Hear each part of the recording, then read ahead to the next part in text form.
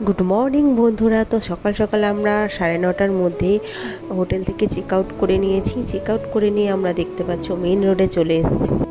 আর এই main road থেকে হচ্ছে কিনা আমরা চা খেয়ে এখন ধরে নিয়েছি একটা টোটো। এই টোটো করে আমরা হচ্ছে কিনা আজকে কিছু মন্দিরের সাইট সিন করব। তো এখন চলে এসেছি আমরা নরসিংহ মন্দিরে। মন্দিরটা ছিল খুবই সুন্দর। তো এরপরে আমরা চলে এসেছি দেখো মাসির বাড়ি। এটা হচ্ছে কিনা নিমাইয়ের মাসির বাড়ি, যেটা আমি খুবই সুন্দর করে চারিদিকের পরিবেশটা ভিডিও করে নিয়েছি। তো তোমরা দেখতে পারো চারিদিকের পরিবেশটা খুবই মনোরম ছিল, খুবই সুন্দর ছিল নিমাইয়ের মাসির বাড়ি। তো সবাই দেখে নিতে পারো। এবার সামনে যিনি বসে আছেন এনার দর্শন মাত্রই আমি ক্যামেরা রেখে দিয়েছিলাম, বিকজ এনারা হাতে ফোন বা যে কোনো ধরনের খাবার দেখলেই ছিনিয়ে নেন, এই কারণে।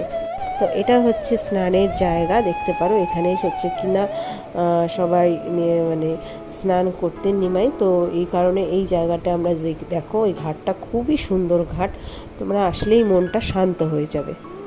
তো এখানে দেখার অনেক কিছুই ছিল, তো যাই হোক সব কিছু আমি ভিডিওতে নিতে পারিনি।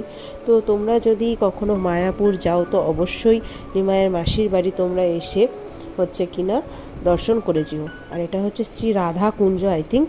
আমি ভালোভাবে তখন বোর্ডটা আমার মনে নেই কী নাম লেখা ছিল, তো পরে যেহেতু আমি ভয়েসটা দিচ্ছি। আর এই পুকুরে প্রচুর মাছ ছিল বড় বড়। তো সাইডে অনেকেই বিস্কুট বিক্রি করছিল মাছদের খাওয়ানোর জন্য। তো আমার ছেলেও মাছকে খাওয়ানোর জন্য বিস্কুট নিয়েছিল। তো সেই বিস্কুটগুলোই দিচ্ছিল জলের মধ্যে, যাতে মাছেরা এসে খায়। আর আমার ছেলে সত্যি কথা খুবই এনজয় করছিল এই জিনিসটা। তোমাদের হয়তো চোখে পড়বে না। তো যাই হোক, সব সাইট সিন করে নেওয়ার পরে আমরা একটা মন্দিরের ভেতরে একটা হচ্ছে আইসক্রিমের পার্লার ছিল, সেই পার্লারে এসে আইসক্রিম খেয়ে নিয়েছিলাম। প্রচণ্ড গরম ছিল, টাইম ছিল 12টা, মাথার উপরে একদম রোদ, এই কারণে আর বাইরে আমরা ঘুরতে পারছিলাম না। তো এই আইসক্রিম পার্লারে এসেই বসে আইসক্রিম খেয়ে নিচ্ছিলাম। ভিডিওটা কেমন লাগলো অবশ্যই সবাই জানিও।